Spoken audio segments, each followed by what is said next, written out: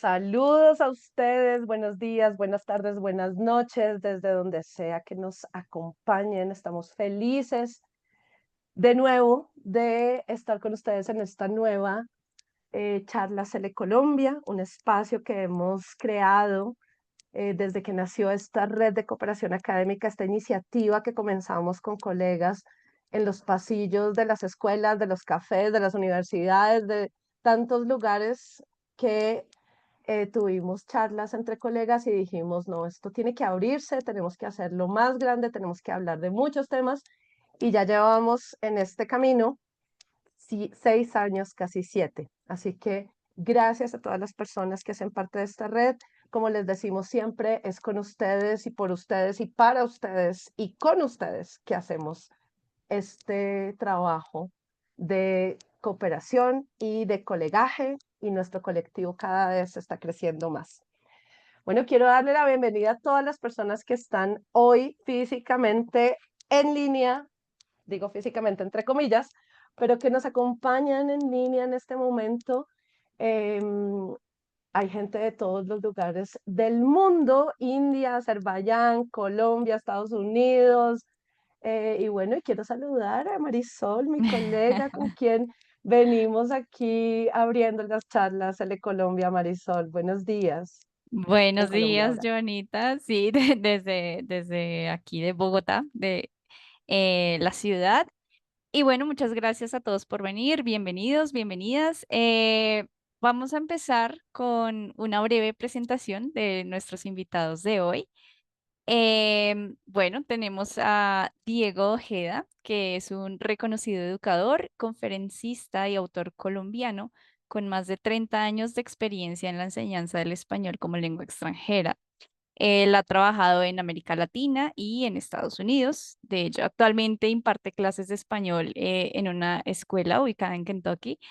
Él también ha participado en la creación de programas de formación y acompañamiento docente. También es autor de poesía comprensible, combinando literatura, cultura y emoción, promoviendo mucho la reflexión y la conexión cultural en sus estudiantes, ¿no? Por el otro lado, tenemos a la profe Valentina Correa. Ella es una educadora que cuenta con más de 17 años de experiencia enseñando español en Chicago. Eh, Ella apoya a docentes de lenguas con ideas, recursos prácticos que fomentan un aprendizaje natural y significativo. Ella también es creadora de Aventuras in Learning y combina su pasión por la enseñanza con la escritura y los viajes, ¿no? Bueno, como vemos los dos invitados que nos acompañan hoy, pues sí, Increíbles. o sea, son Son invitados educadores súper, maravillosos, sobre ajá, todo, Mari. Quiero agradecerte por haber propuesto este tema. Diego y Valentina son invitados muy especiales, no solamente porque son colombianos y queremos visibilizar el trabajo de nuestros paisanos en el mundo o quienes seguimos trabajando aquí en el país, sino porque además son colegas que hacen comunidad. Y eso es lo que queremos en nuestro colectivo, hacer comunidad, juntar gente, aprender, construir juntos y ya nos van a contar cómo Diego y Valentina hacen comunidad, así que gracias, gracias por tomarse el tiempo de compartir con nosotros esta ahorita, hacer un abrebocas de este trabajo tan lindo que hoy pues incluye otro perfil, ¿no? No hemos hablado mm, mucho sobre los perfiles más jóvenes, así que todas unas estrellas muy conocidas en el ámbito de la enseñanza del español en Norteamérica. Así que muchísimas gracias, ¿verdad? así es. Sí, yo también quiero darles unas gracias también muy personales, porque yo he seguido también de cerca el trabajo de los dos y ha sido una gran inspiración y un gran ejemplo. Entonces, sí, muchísimas, muchísimas gracias. Y bueno, vamos a empezar un poco con una pregunta, remontándonos muy, muy atrás, volviendo como, como a esos inicios. Y quiero preguntarles cómo comenzó esta travesía, así cómo llegaron al mundo de la enseñanza del español. Ladies first, Entonces, Valentina. Buenos días, muchísimas gracias primero por tenerme aquí. Aprecio mucho y me alegra mucho compartir con una comunidad de profes porque esto es lo que, digamos, siempre hago y me emociona mucho también aprender de otros colegas, así que gracias por tenerme aquí. Yo inicié enseñando español y yo siempre digo que fue un accidente bonito de la vida porque yo no estudié para ser profesora de español, sino que yo estudié para ser profesora de teatro. Yo soy graduada de la Universidad de Caldas de Manizales y cuando cumplí 21 años me dio por venirme a estudiar inglés en un intercambio y me vine a Estados Unidos a hacer un intercambio cultural. La idea era solamente aprender inglés y durante esos 2 años que estuve acá resultó la oportunidad de poderme quedar aquí enseñando. Digamos que no era lo que yo quería, pero como quería quedarme, entonces encontré una escuela que me dijo, no, nosotros te ayudamos con todo, necesitamos profesores nativos y digamos que hice todo el proceso y empecé a enseñar español sin saber cómo hacerlo.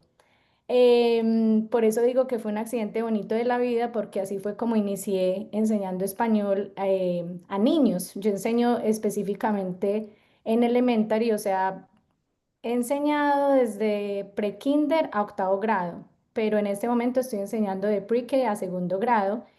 Y así fue como empecé. Empecé enseñando español a estudiantes nativos de acá y me enamoré de la profesión y aquí estoy. Ya este es mi año, llevo 18 años enseñando español como segunda lengua acá en Chicago.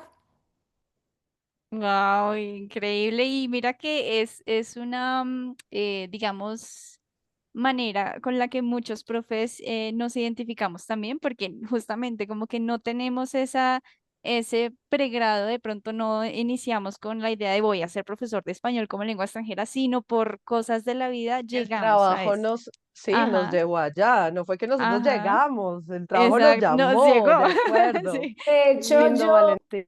De hecho, yo quería ser actriz, o sea, la carrera era para ser profesora de teatro. Y yo decía, uy, ¿yo qué Ah, voy a ser profesora? espectacular. Qué pereza, yo no me quiero aguantar a estos niños, yo no sirvo para eso, yo quiero ser actriz, yo me voy a ir para Hollywood. O sea, yo soñaba con ser actriz. Y ni siquiera enseñar teatro, que fue lo que yo estudié, me vi como en esa, cierto, en ese rol y resulté enseñando no teatro, sino español. Igual en mi profesión hago mucho, o sea, teatro, trato de continuar como cultivando esas skills o esas cosas que Ah, aprendí en la carrera y creo que me ayudan mucho, pero sí, no ajá, y sé. de hecho yo pienso eso, yo pienso que como profesores somos también actores, ¿no? Porque empezar en la clase es transformarse totalmente y bueno. Pero bueno, démosle paso a Diego. ¿Cómo fue ese inicio, Diego? Bueno, primero que todo, muy buenos días, muy buenas tardes, muy buenas noches. Veo que hay gente conectada desde todas partes del mundo. Excelente, gracias por estar aquí. Muchísimas gracias, Joana. Muchísimas gracias, Marisol.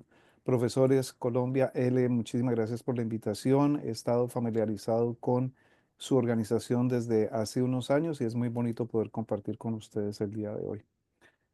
Mi experiencia, pues, comienza desde muy niño porque mi padre por muchos años trabajó como profesor en la Universidad Pedagógica Nacional de Colombia y desde muy pequeño empecé yo a frecuentar los pasillos de la universidad, su oficina, sus clases, a hablar con los estudiantes y él es profesor de literatura hispanoamericana, entonces esta relación con las letras y el mundo de la palabra y del lenguaje.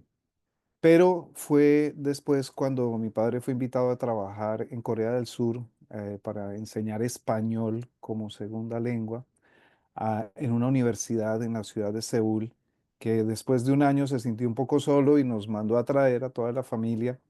Y ahí fue mi primer contacto con el mundo L. Vi a mi padre enseñando español. Eran adultos ya, eran estudiantes de un instituto que se preparaban como empresarios para venir a trabajar a Latinoamérica. Entonces fue el mundo del coreano, del inglés, del español y dejó como algo en mi mente, ¿no? Porque yo en esa época tenía unos 13, 14 años. Así que más adelante en la vida fui a la universidad, decidí estudiar literatura en la Universidad Javeriana Pero el mundo de la literatura a veces es un poquito fuerte y como que no hay mucho espacio laboral.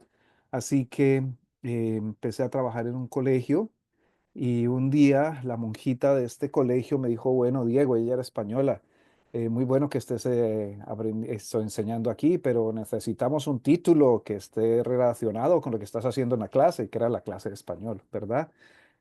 Eso fue el Colegio de la Enseñanza en Bogotá.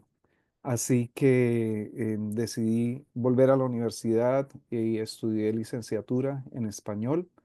Y desde ese momento pues no he parado. Vine a los Estados Unidos y inmediatamente me enrolé como profesor de español, pero esta vez como lengua extranjera. Mm, qué maravilla. Pues yo creo que cada una de las personas que nos encontramos aquí tenemos una historia de cómo el español nos trajo acá, ¿no? Bueno, Noah, no, preguntan cómo se llama tu padre, Diego. Preguntan en el chat. Pero bueno, nosotros queremos tener una charla, digamos, que no pase de una hora. Y como decíamos al principio, pues queremos visibilizar mucho el trabajo que hacen nuestros colegas en Estados Unidos, porque como ustedes saben, en Estados Unidos la enseñanza del español, pues es, si mal no estoy, es la segunda lengua que se aprende allá en las escuelas. Como les decía, Diego y Valentina hacen comunidad y comparten materiales, ¿no? Y para nosotros es muy interesante saber por qué compartir el trabajo que ustedes hacen con otros colegas que trabajan también como ustedes con infancias en Estados Unidos. Pero sobre todo, ¿por qué compartir y cómo eso ha aportado en su formación profesional, en su ejercicio profesional, Valentín? Mira, antes de responder esa pregunta, quiero decirte que yo empecé a crear comunidad, a presentar en conferencias motivada por Diego. La verdad, El yo, viejito. ¿para qué digo que no? Sí, sí.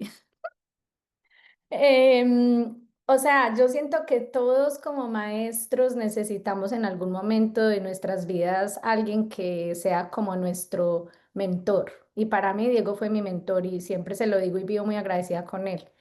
Y todo comenzó porque yo necesitaba ayuda con un estudiante que estaba teniendo dificultades de quinto grado y en estos grupos de Facebook escribí como esto y hay un estudiante que me está haciendo la vida imposible. Y él inmediatamente, porque él tiene un corazón gigante y siempre quiere ayudar, ustedes ven que él siempre comparte, me escribió en un privado y me dijo que le contara un poco más sobre mi situación. Entonces empecé a hablar con él y resultó que éramos colombianos, entonces pues cuando uno conoce un paisano de uno en el extranjero, uno se conecta. Y así fue como yo me empecé a conectar con Diego y él me ayudó mucho, digamos, en ese momento que yo necesitaba como una luz o no sabía qué hacer con ese estudiante.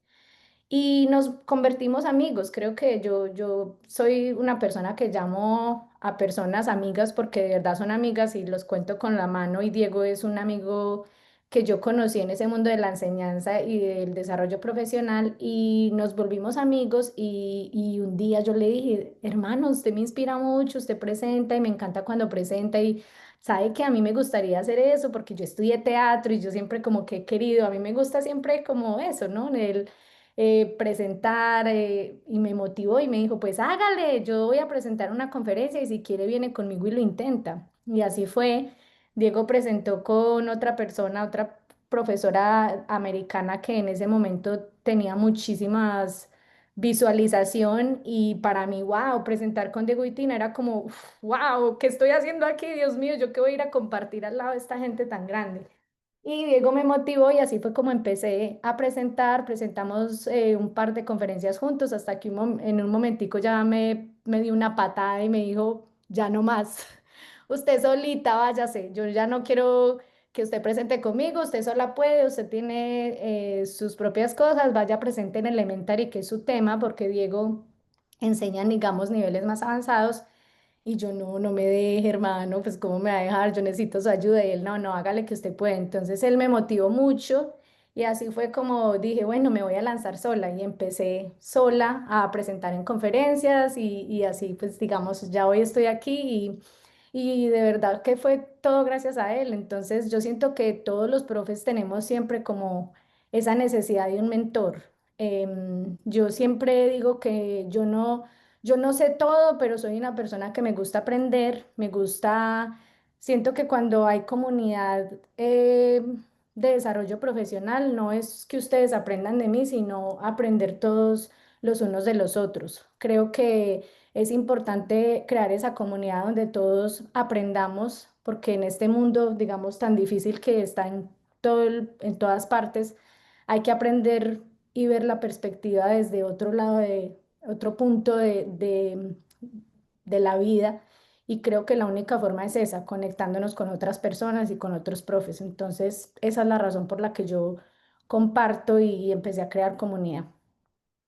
Y qué lindo que digas eso porque es totalmente cierto, ¿no? Todos tenemos a alguien que nos ha inspirado y claro que es una de las banderas de nuestro colectivo de profesores. Nosotros decimos nos inspiramos entre todos, ¿no? A mí me inspira Marisol y todas las cosas que ella me ha enseñado en este tiempo y también me inspira a mis colegas Ricardo, Andrés, que conozco desde hace un tiempo y es verdad, ¿no? Gracias a eso y por supuesto Diego ha sido una inspiración, como decíamos, para muchas personas. Tu turno. Bueno, pues vale, muchísimas gracias y qué bonito que comentes esa historia porque está muy conectada con lo que también creo yo. Mi historia va de esta forma. En mi segundo año como profesor aquí en los Estados Unidos me dijeron, va a ir a la conferencia de lengua extranjera de Wisconsin. Y yo, ¿qué? Hay una conferencia solo para profesores de lengua extranjera. Y yo, pues me sorprendí, ¿no? Porque en Colombia de pronto hay por ahí una conferencia al año para profesores y es para todos los profesores, no es solamente para los profesores de lengua extranjera. Hoy día es un poco diferente, pero estamos hablando hace 26 años. Entonces yo dije, pues sí, voy y me sentí súper importante porque veía que los profesores éramos importantes. Y yo pues estaba acostumbrado a tener el cariño de mis estudiantes en Colombia, pero ya saben cómo a veces la sociedad trata a sus profesores y en los países latinoamericanos no es una excepción. Pero entonces estar en una conferencia de profesores de lengua extranjera, donde uno es el protagonista, así solamente atiendas, pues fue muy bonito. Entonces empecé a ir a sesiones y hubo gente que me inspiró y dije, wow, se me ocurrían cosas. Y lo que pasa es que todos, profesores, aquí en este momento, los que están conectados, si son colombianos, si son latinoamericanos, si no son profesores americanos, viven en otro país, en países considerados del tercer mundo, saben, nosotros somos las profesoras más creativas del universo. ¿Por qué? Porque nosotros tenemos muchas necesidades y eso nos hace ser muy creativos. Entonces, cuando yo iba a estas sesiones, pues me inspiraban, pero se me ocurrían cosas. Y yo dije, ay, esto se podría hacer de esta forma y la otra. Eso por un lado. Y por otro lado, que la gran mayoría de presentadores, si no todos, eran blancos. No había ningún latino presentando, no había ninguna persona afroamericana presentando. Y entonces yo dije, ¿por qué no? Están hablando de nuestra lengua. De pronto había uno que otro español, pero no había latinoamericanos presentando en estas conferencias. Así que esto se conecta con lo que dijo Valen, porque cuando yo veo colegas que son latinoamericanos y que tienen ese poder de pronto eh, compartir lo que crean, pues hay que apoyarlo y tenemos que apoyarnos. Y hoy día se ve un poco diferente, ¿no? Y ya hay más caras latinoamericanas haciendo desarrollo profesional en nuestro idioma para profesores de nuestro idioma. Y eso es importantísimo porque en el pasado éramos una minoría bastante grande. Entonces, eso es lo que me ha motivado a mí a seguir adelante.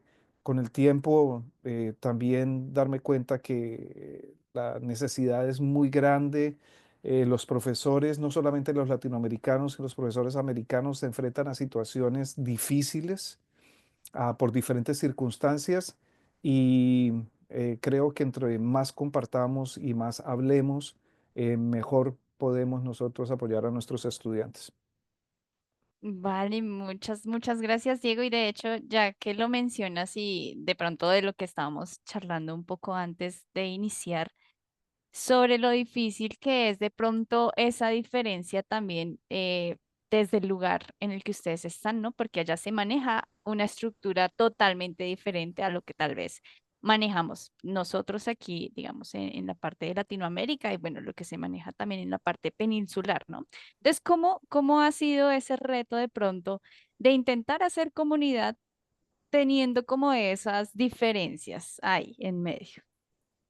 Vale, vale. Yo creo que, o sea, y Diego lo dijo,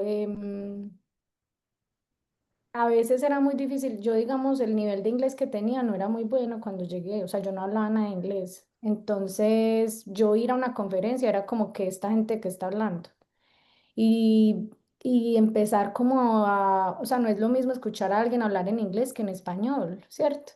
La lengua nativa de uno que uno sabe cómo comunicarse, sabe cómo expresarse. De hecho, yo todavía siento que es muy difícil a veces cuando presento en inglés. He tratado de empezar a presentar en inglés más, antes lo hacía mucho más en español, pero decía, no, yo tengo que lanzarme porque somos profesores de lenguas y siempre está de pronto el temor de que alguien te va a juzgar porque cometes un error en inglés, porque yo hablo inglés fluida y puedo comunicarme, pero obviamente no es perfecto porque yo todavía tengo muchos errores y eso nos pasa, sabemos como profes de idiomas especialmente que cometer errores es parte del proceso. Y uno ir, por ejemplo, a presentar, a veces siento que las personas que son nativas, hay mucho bias, ¿cómo se dice en español bias? Como muchas Em, tapujos que cuando te escuchan hablar, digamos, con un acento, creen que tú eres, digamos, menos persona que ellos, cuando realmente... Sesgos, dice ¿Prejuicios? Ricardo, sesgos. Oh, muchas gracias. Claro, Ricardo, gracias. A veces se Pues, olvidan esas palabras que porque no las usamos mucho, ¿no? Entonces se olvidan, disculpen. Sin Pero digamos, excusas. ver cómo a veces esas personas no valoran el trabajo que tenemos porque somos bilingües, o sea, hablamos dos idiomas y digamos hay personas acá, la mayoría no hablan dos idiomas aquí. El español se ve como una segunda lengua, pero es muy básica, es casi como el inglés que uno ve en Colombia, que uno aprende el verbo to be, aprende colores y son cosas muy básicas. Algunas escuelas esto está mejorando, pero creo que uno de los mayores dificultades, creo que es eso que Diego hablaba, que es muy difícil para alguien que no es de aquí sentir como que pertenece a una cultura que pues no es nuestra y tratar de presentar y, o sea, todavía se ve mucho racismo desafortunadamente y oportunidades, digamos, de poder crecer. Creo que eso está cambiando, pero creo que eso nunca va a dejar de pasar y yo lo vivo a diario, no solamente, digamos, cuando presento, pero en mi trabajo, por ejemplo, a veces porque soy latina, digamos, veo como son un poco más injustos conmigo porque yo soy latina o porque, como Diego decía, somos tan recursivos y a veces tenemos, creo que puede ser algo positivo, pero se convierte en algo negativo. Nosotros los latinoamericanos somos muy, sí, hágale, yo le hago y le metemos siempre a todo, hágale, yo lo hago.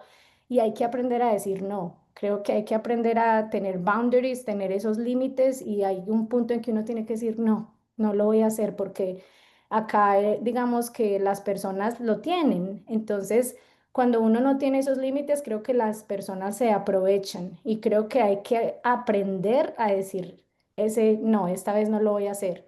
Está bien, porque hay que cuidarnos nosotros mentalmente, hay que pensar en nosotros también como personas y está bien no decir siempre sí. Entonces creo que esas son como de las mayores dificultades que yo he manejado personalmente desde mi experiencia aquí.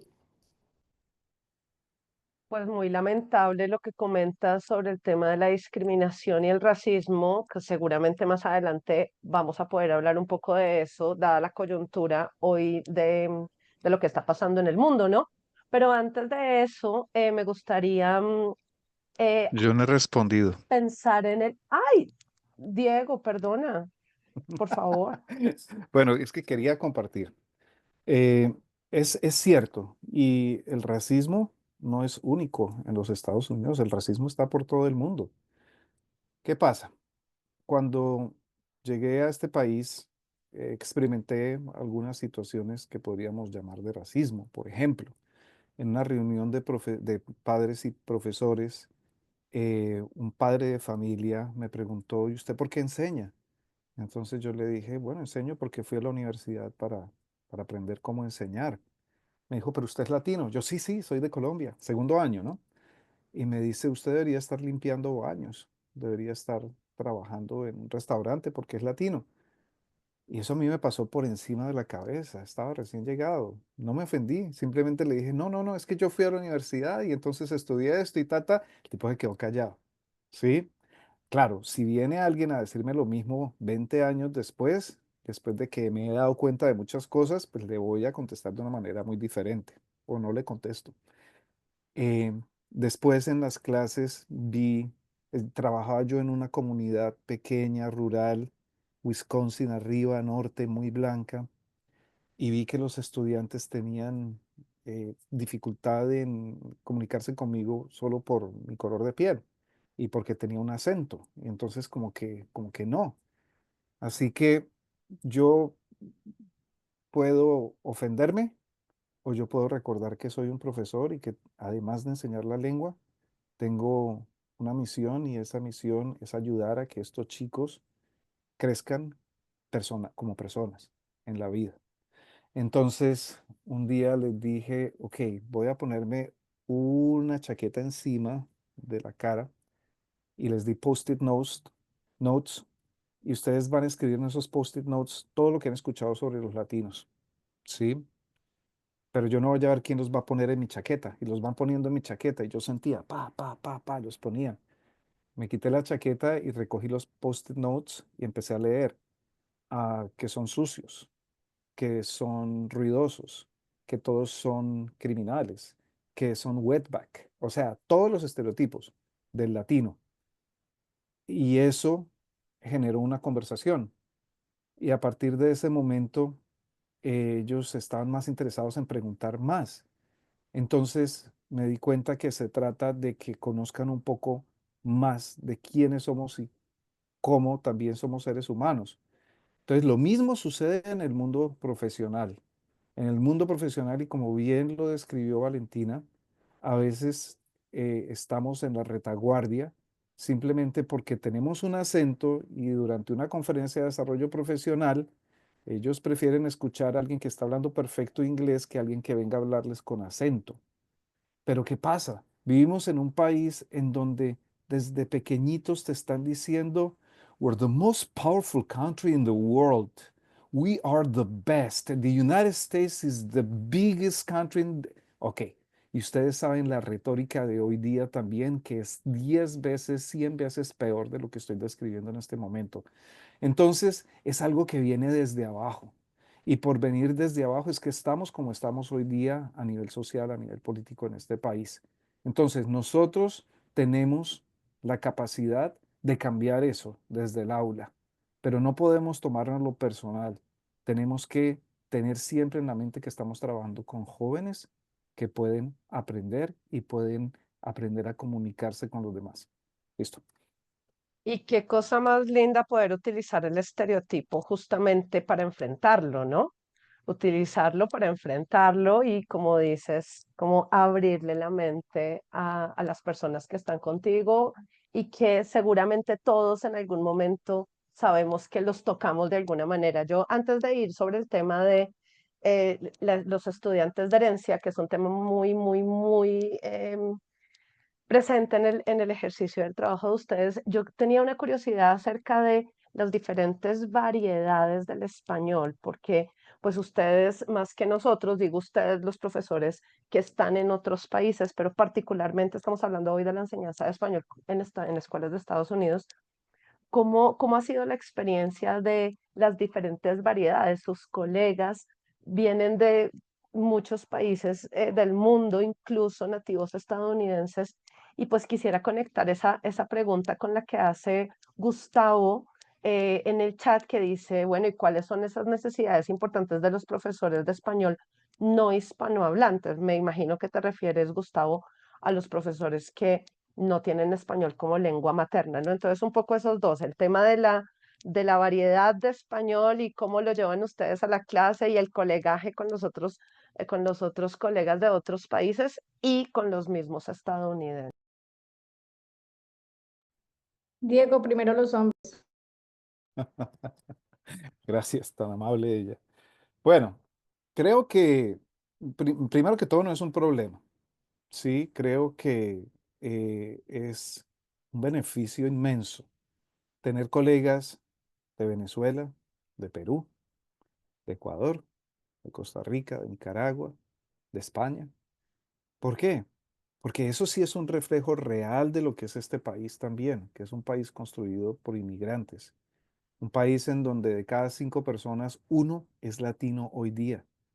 Entonces, las diferentes variedades del español, eso es un constructo hecho por los profesores de L en España para diferenciar el español de España, europeizante, con el español latinoamericano.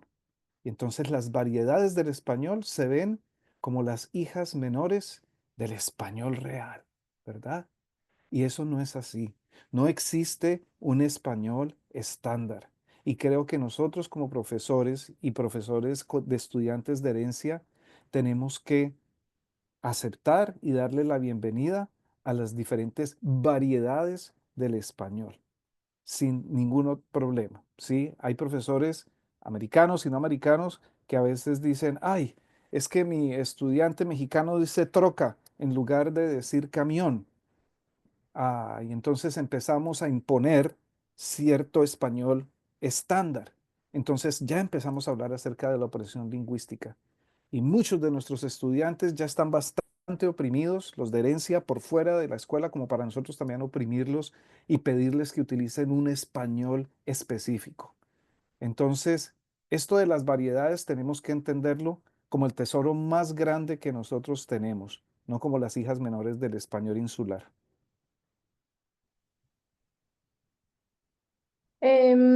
Yo creo que la diferencia em, de los acentos y de las palabras que utilizamos pues pasa en todos los lenguajes, incluso en el inglés se ve mucho que las personas de Chicago hablan muy diferente a las de Nueva York.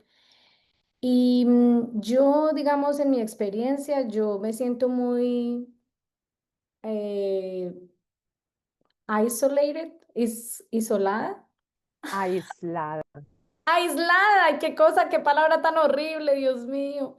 Me siento muy aislada en mi experiencia enseñando, porque yo trabajo en una escuela donde la mayoría de profesores son americanos y somos 9 profesores de español, de los cuales solamente somos dos nativos, el resto son americanas que hablan español. Y digamos que por eso fue que yo empecé a crear comunidad porque yo sentía que yo Oh, oh. necesitaba estar más cerca de latinos, yo necesitaba estar más cerca de profesores que digamos, vieran la forma de enseñanza desde el punto de vista que yo lo veo, porque un americano no lo ve como lo vemos. Desafortunadamente, lo que hablábamos, lo de los estereotipos, a veces se centran más en enseñar estereotipos que la parte bonita latinoamericana. Entonces yo empecé a crear comunidad con los profes porque yo sabía que habían profesores que se sentían igual que yo. Y comencé a crear, digamos, clases para profesores latinas y hoy en día tengo eso. Entonces nos reunimos y somos profesores alrededor, que estamos en todo Estados Unidos, pero somos la mayoría latinas y nos reunimos y hablamos en español porque nos sentimos mucho más cómodos hablar en español y hablamos de cómo sucede eso, que las personas se están apropiando, digamos, de esos temas que a veces para nosotros son tan dolorosos en hablar y los se lucran, digamos, de ellos y los venden como un plan para enseñarle a los estudiantes, por ejemplo, sobre Andrés Escobar. En la historia de Andrés Escobar para nosotros es dolorosa, porque fue un futbolista y todo el mundo amaba a este futbolista y saber lo que pasó con Andrés Escobar y digamos vender una historia como esa y saber que un americano está escribiendo sobre Andrés Escobar, pero se está aprovechando del dolor, digamos, de nosotros. Entonces, para mí, crear esa comunidad con esos profes latinoamericanos es muy bonita porque yo siento que ellos me entienden, no solo colombianos, pero como dice Diego, de México, de Venezuela, y creo que esa parte de, ay, ¿cómo lo dices en eso? Se volvió una parte de retroalimentación donde todos aprendemos. Yo, por ejemplo, escribo sobre historias, escribo historias para niños porque es la forma como enseño. Y hace poco escribí la historia de Frida Kahlo y escribí que Coyoacán era un barrio y me escribió una maestra mexicana. Me dice, es que barrio en México es como las favelas en Brasil, me decía. Y yo, ay, pero en la historia está barrio. Entonces, yo también estoy aprendiendo sobre todas esas cosas. Entonces le dije, gracias por dejarme saber esto y escribí una nota ahí, o barrio en Colombia es esto y en México significa lo otro, porque es bonito también que nuestros estudiantes sepan eso, porque ellos lo viven también a diario con su idioma, con el inglés, donde en unas ciudades se dice soda y en otras se dice pub o algo así. Entonces Claro, claro. es igual, ¿no? Nosotros vivimos eso y creo que yo siempre digo que no todos tenemos que utilizar la misma palabra. Creo que lo más bonito es enseñarle a nuestros estudiantes que hay que ser mejores ciudadanos de este mundo y entender que no tenemos que hablar de la misma forma, pero si yo hablo, tú debes respetar lo que yo digo, respetar mi opinión y dar tu opinión desde tu punto de vista. Yo siempre pienso que es perspectiva y enseñarle a nuestros estudiantes que hay diferentes perspectivas desde un punto de vista del tuyo, del mío, pero hay que aprender a escucharnos y lo más importante es ser respetuosos los unos a los otros, sin importar las diferencias que tengamos. Entonces, esa ha sido mi experiencia con eso. Y es una muy bonita reflexión la que haces y bueno, también la que hace Diego. De hecho, estaba pensando y conectando esas ideas justamente de que hay situaciones en las que ustedes, estando allá de manera presencial, están enfrentando. Y aunque Diego dice, bueno, hay que tener una disposición para eso, como tú dices, que pase ese comentario y yo sé lo que soy, yo sé lo que valgo, yo sé cómo lo voy a tomar y cómo lo enfrento. No sería lo mismo si no hubiera una comunidad detrás, como mencionaba Valentina, ¿no? Como ese apoyo de colegas que dicen, bueno, todos estamos como enfrentando ciertas situaciones, pero también al mismo tiempo, pues ya como que ya pueden y tienen como una mejor forma de enfrentarlo. Y bueno, quiero aprovechar para decir dos cositas. Primero, a los asistentes que por favor, si tienen preguntas, vayan escribiéndolas en el chat para al final poder pasárselas aquí a nuestros invitados. Y bueno, mi pregunta, digamos, final es como sobre su trabajo, ya que también Valentina también menciona sobre la comunidad. Entonces quisiera, más que una pregunta, es que nos compartieran un poco sobre justamente eso que ustedes han construido, cómo funciona, cómo podemos llegar a ello, dónde podemos encontrarlos, ¿listo? Para también los profes que quizás no los conocen, no es la primera vez que los están viendo puedan encontrarlos. Vale, si quieres, Entonces, empiezo para hacer una conexión con lo que decía Valentina. perfecto. Y sí, ella ha hecho un gran trabajo conectando con profesores latinoamericanos aquí en los Estados Unidos. Em, y siento que también el profesor blanco, el profesor americano, a veces está un poco en desventajas. Pensemos en el profesor hispanohablante que enseña inglés u otra lengua en su país.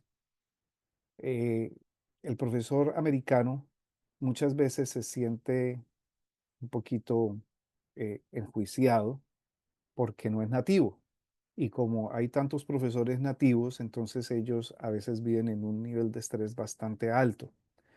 Entonces, creo que nosotros también podemos ayudar a esos profesores a empoderarlos, a que no se sientan así, a decirles, mira, no tienes que ser hablante nativo para ser un buen profesor de español, ¿sí?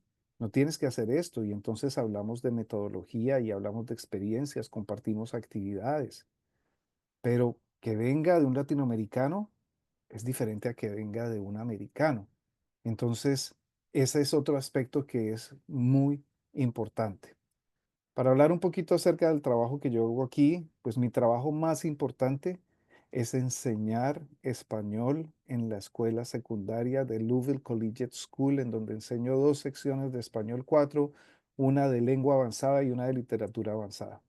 Para mí, por encima de cualquier otro compromiso profesional, eso es lo más importante para mí. Para mí, por encima de cualquier reconocimiento, que mis estudiantes salgan y me digan gracias, Señor, y se comuniquen en español, ese es el mejor reconocimiento. Después de eso, sí, desarrollo muchos webinarios en línea. Generalmente estos webinarios son gratuitos. Presento en conferencias, escribo libros de poesía comprensible y también soy editor de lecturas para una u otra editorial. Entonces, pero para mí lo más importante es la clase. Qué bonita Bueno, reflexión, Diego. Y de hecho, bueno, yo también he seguido tu trabajo de cerca y muchas gracias por compartir definitivamente las ideas que proyectas en los seminarios que dictas, como esa disposición, justamente la que hablaba Valentina al inicio, ¿no? Inspira muchísimo. Entonces, como a nombre de todos los profes que te seguimos, muchísimas gracias, Diego, por todo ese trabajo. pues de Y bueno. hecho, Mari, hablábamos del trabajo de Diego, que si ustedes quieren buscar, pues tienen que buscar sobre input comprensible, ¿no? Que es un concepto que él ha venido trabajando desde hace muchos años. Ojalá que podamos hablar de eso. Preparando esta charla, decíamos, bueno, hablamos de cómo lo hacemos, qué hacemos, ambos hacen comunidad. Ambos inspiran a mucha gente. Una persona se inspira en otro y todos tenemos inspiraciones, pero en particular, y creo que esta charla ha sido bueno, tan visitada primero y segundo, tan curiosa para mucha gente, y es porque quisiera explicar un poco de la naturaleza del trabajo que hacemos en Colombia. Nosotros, los profesores de español como lengua extranjera, hoy día, en el año 2025, nos dedicamos principalmente o a enseñar a estudiantes que vienen por temas de sus universidades o porque trabajan acá o porque tienen familia acá y están viviendo en Colombia por sus trabajos. Bueno, pero tenemos también un grupo de gente, colegas que trabajan en colegios internacionales y que se sienten, yo creo, un poco aislados de todo lo que nosotros tenemos por hacer, porque parece que todos estamos de un lado y en otro. Y esta es una manera también de hacer comunidad y, con respecto a lo que decía Diego, de hacernos fuertes, y no solamente de hacernos fuertes a nivel colombiano, sino hacernos fuertes a nivel de toda Latinoamérica y de todos los profesores hispanohablantes, porque pues también, como decías, es un tema difícil para quienes no somos nativos, ¿no? En ese sentido, pues muchas de las preguntas que vienen para ustedes es, ¿qué se necesita para uno ser profesor de español en Estados Unidos? Decías tú, Diego, es que yo fui a la universidad. Bueno, en Colombia tenemos formaciones de diplomado, cursos cortos, ya tenemos un programa de pregrado en L, varias maestrías en L en el país, digamos, nos estamos moviendo y por eso estamos haciendo comunidad. Pero, ¿cuáles son los requisitos, no? Para llegar a ser un profesor, digamos que hay personas que están pensando en migrar a Estados Unidos, a pesar de todo, pero ¿qué se necesita, Diego? Mira, yo te voy a responder, es que no sé si es un problema o es algo bueno, pero en Estados Unidos cómo funciona es que cada estado es muy independiente, entonces cada estado tiene sus propias, digamos que reglas de qué necesitas para ser profesor. Y también dependiendo si vas a enseñar en escuela pública o en escuela privada, eso también es muy diferente. Yo, por ejemplo, enseño en una escuela privada. Para una escuela privada yo no necesito una licencia del Estado. Lo que quiere decir es que yo no soy certificada, digamos que para enseñar en una escuela pública. Si yo quiero enseñar en una escuela pública español, yo necesitaría un máster de educación en enseñanza de niños pequeños, que yo no lo tengo y mi meta no es volver a la escuela a hacerlo. Entonces yo me voy a quedar, digamos, enseñando en la escuela privada, donde la escuela privada lo que cuenta es la experiencia que tú tienes enseñando. Como les dije, yo empecé a enseñar como un accidente de la vida, entonces yo no tengo esa licencia. Sí tengo un bachelor's degree que hice, digamos, mi evaluación con el Estado y soy apta para enseñar teatro en high school, en los bachilleratos, porque eso fue lo que yo estudié. Entonces, como que homologas tu título dependiendo de lo que estudiaste y el Estado te puede dar una licencia. Si ustedes son profesores de español, lo más probable es que les van a homologar ese título y podrían enseñar ese español como segunda lengua, lo que es en Chicago, ¿no? Estoy hablando. Pero si enseñas en escuela privada, a veces ni siquiera lo necesitas, porque siento que a veces hay una falta grande, no hay profesores, no hay suficientes profesores, y hemos visto que muchos profes se han ido de la profesión por X o Y motivo, y creo que hay mucha necesidad de profesores, entonces creo que a veces solamente con la experiencia que tengas podrías encontrar algo si es una escuela privada, más que todo. Y cuando hablo de privada no necesariamente tiene que ser católica, porque en Colombia usualmente privado es católico. Acá está lo que son las escuelas católicas que no pagan muy bien a los profesores y lo que son las escuelas independientes. Las escuelas independientes son las escuelas que tienen dinero porque son usualmente personas que tienen mucho dinero que corren la escuela, pero que no necesariamente no tienen nada que ver nada con religión y más, digamos que la misión de la escuela es Diversity, Equity and Inclusion. Entonces es como, si hay oportunidades, no necesariamente tienes que ser maestro, eso depende mucho del estado donde estés. Eso lo hablo desde mi experiencia. No sé, Diego, cuál es la experiencia allá, pero como te digo, cada estado es muy diferente. Bueno, sí, estoy de acuerdo que cada estado tiene sus propias reglas a nivel de la consecución de la licencia para el estado, pero en general, pues hay varios caminos, ¿no? Y un camino es el de las agencias que traen profesores a los Estados Unidos. Conozco mucha gente que ha venido a través de una agencia y ellos se encargan de ubicarlos. Entonces, no necesariamente estos profesores necesitan haber estudiado aquí en los Estados Unidos para obtener esos cargos. Conozco mucha gente que trabaja en Texas, Georgia, la Florida, que vinieron directamente de países hispanoamericanos a través de una compañía. Es como un intercambio pago, ¿verdad? Mm. Después sí, cada estado le puede pedir que haga una clase u otra clase. Si quieren seguir trabajando aquí, pueden extenderles el permiso de trabajo por 2 años más. Creo que lo máximo son 5 años. Eso por un lado. La cuestión no es tanto cómo trabajar aquí, sino cómo poder, cómo no es tanto cómo enseñar aquí, sino cómo poder trabajar en los Estados Unidos. Entonces, para eso se necesita o una visa de trabajo o se necesita ser residente. Entonces, ¿cuál es la forma por la cual llegaste aquí? Si viniste a los Estados Unidos y eres residente y quieres trabajar como profesor, entonces ahí tienes lo que te dijo Valentina. Puedes tratar de entrar al sector público y el sector público está muy abierto y es muy flexible para aquellas personas que no tienen la certificación, les dan tiempo, 2, 3 años, les dan una licencia de emergencia, pueden trabajar con una licencia de emergencia hasta por 3 años, mientras el profesor hace las clases que necesitan para su licencia del Estado. No es tan rígida la cosa, ¿sí? O trabajas en una escuela privada, sí, están las escuelas seculares, están las escuelas independientes, en unas ganas más que en otras. Por ejemplo, Valentina está pues llena de dinero porque en su escuela pagan demasiado bien. Entonces, las escuelas independientes son una buena cosa. Lo que ella decía, no necesitas ser graduado en enseñanza para poder trabajar en una de esas escuelas, porque esas escuelas independientes, que generalmente son escuelas en donde hay familias que quieren que sus hijos vayan a universidades de mucho calibre, Ivy Schools. Ellos lo que valoran más es la experiencia en el campo ah, de enseñanza, ¿no? Eso. Y Yo eso que dices, les acabé de compartir en el chat dos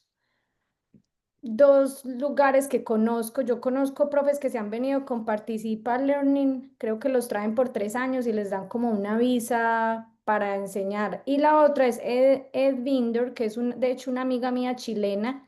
Ella vino con ese programa de Participa Learning y Participate Learning y luego empezó a crear su propio programa. Ella es chilena y ha traído profes. Entonces, Esos dos programas quizás les pueden ayudar. Yo no podría como guiarlos mucho porque mi experiencia fue muy diferente y yo me convertí profe ya siendo acá. Entonces, no sé cómo funciona exactamente, pero quizás si exploran esa parte ahí la pueden ver y ver quizás oportunidades ahí. Y gracias, Valentina, y sobre todo yo quería solo añadir en este punto que para el interés de muchos colegas y muchas colegas, pues la formación, ¿no? ¿Qué formación necesito? Para todos es claro que necesitamos por lo menos una formación inicial y como decíamos antes, pues ya contamos con diplomados de muy buena calidad, con pregrados, cursos cortos de actualización, maestrías, incluso tenemos ya una colega que nos va a contar próximamente sobre doctorado en L o en español, lengua extranjera, pero vamos a ir más allá de la lengua extranjera, Mari, para hablar sobre el tema de la lengua de herencia, que es un tema que estuvimos hablando mucho en el último encuentro que tuvimos en Medellín y que como decía alguien sí, Luis Alejandra, se requiere una buena experiencia en la enseñanza. Digamos que en este trabajo la experiencia cuenta mucho más, considero yo, no me dejan mentir, que incluso la misma formación, ¿no? Pasa con muchas otras carreras. Pero bueno, solamente eso, recordarles que la formación, súper importante. Bueno, y gracias, Joanita, por recordarnos justamente todas las posibilidades que tenemos ahora aquí en Colombia. Y bueno, ya cerrando porque ya nos tenemos que ir en 3 minuticos, vamos rápidamente entonces con algunas de las preguntas que no se han respondido en el chat. Tal vez me gustaría esta de cómo ven el futuro de los docentes de español en Estados Unidos. Entonces, Diego, si quieres, cerramos con esta preguntita. ¿Cómo Bueno, proyectas eso? gracias. Y yo tengo, Eh, Ops, ¿sí? ¿Respondo? no, que tengo una pregunta más después de esta, para no que no se la... Ok, Vale. creo que eso, como bien decía Valentina, hay escasez de profesores. Los profesores de español, en general de lenguas, somos muy pedidos, pero más los de español porque el 75% de las escuelas enseñan español como lengua extranjera y el resto pues enseña otros idiomas además del español. Por ese lado. Pero por otro lado, debemos ser conscientes de la situación que vive este país, del gobierno, en donde hay una práctica anti-inmigrante, una práctica en la que si se escucha hablar español en la calle puede hacer que vayas a ser sancionado. Entonces yo creo que toca esperar un poco a ver qué sucede. Yo, honestamente, sí he tenido el miedo de que vayan a empezar a tocar las clases de lengua extranjera porque no son suficientemente americanas.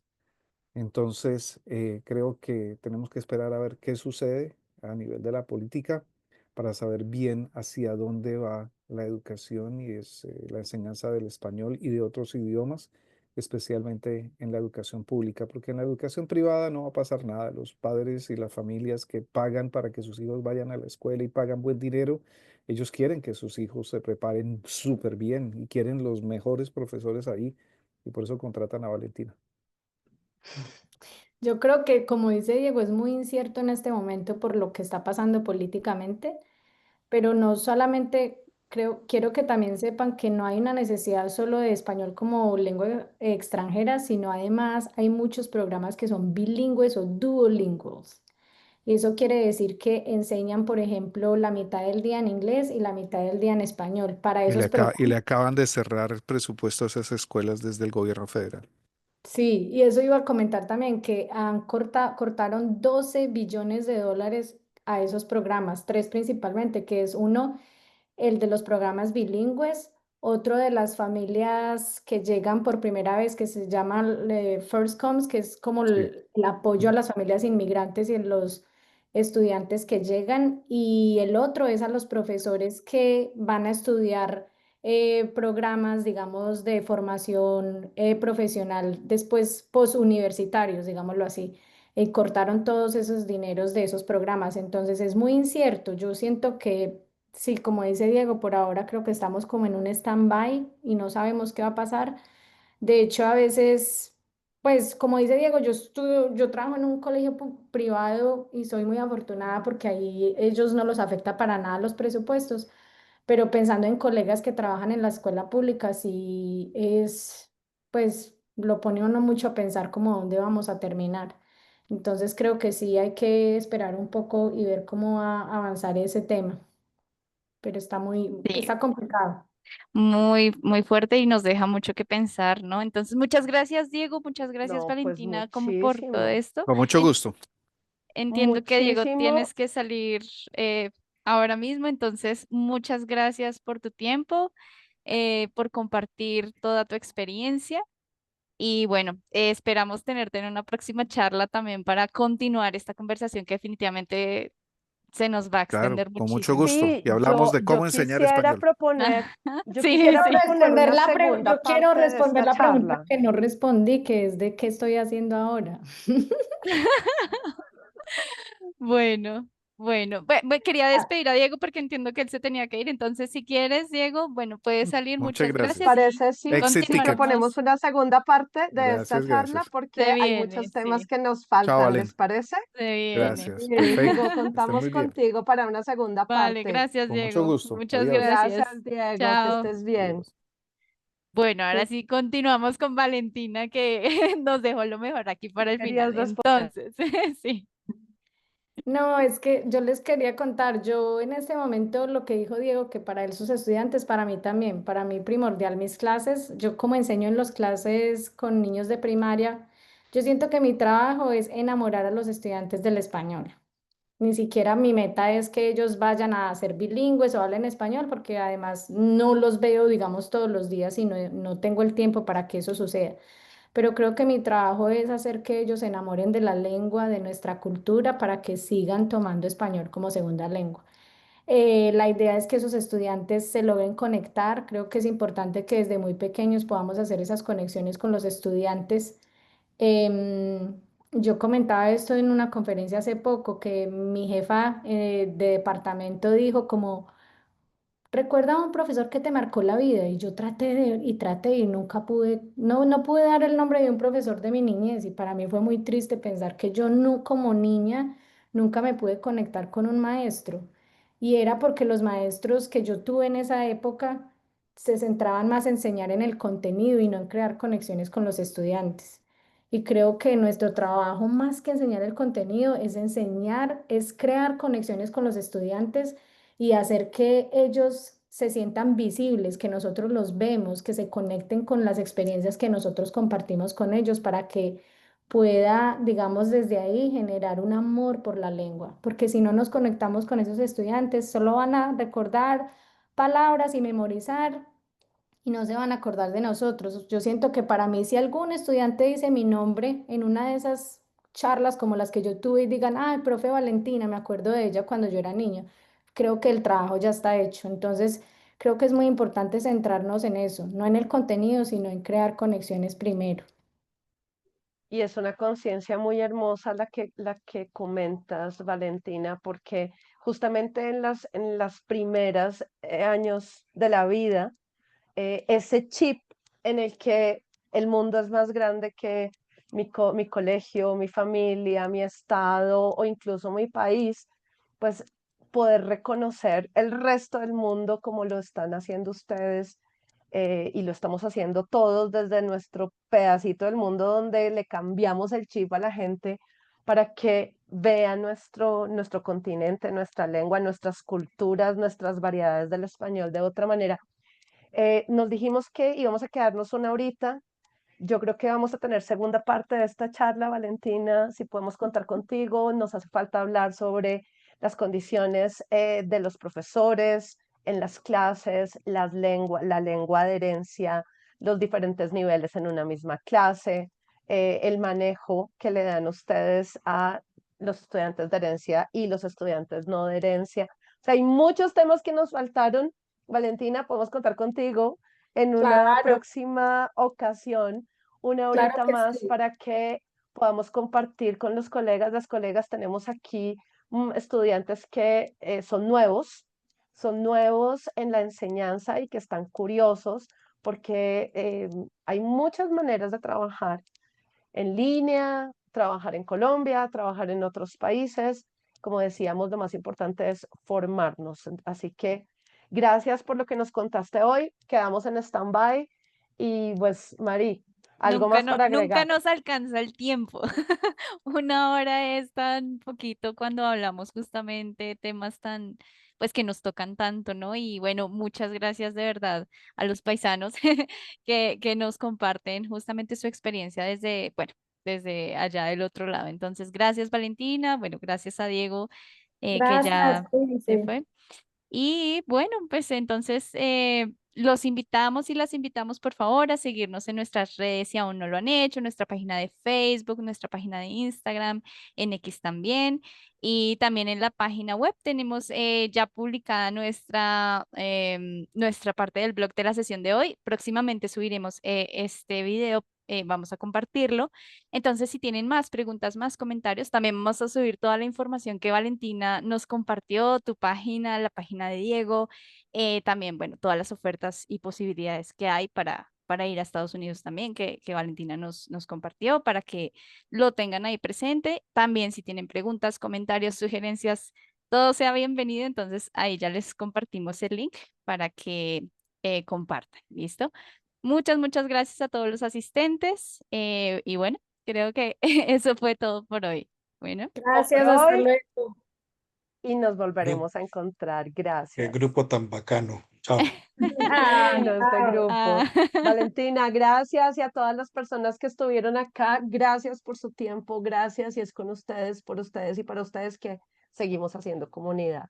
Gracias, Muchas Mari. gracias. Nos Hasta luego. vemos pronto y vamos a cuadrar con Valentina y con Diego la segunda parte de esta charla y les contaremos a todos ustedes. Ah, Gracias. será, gracias. Chao. adiós, gracias. Hasta pronto.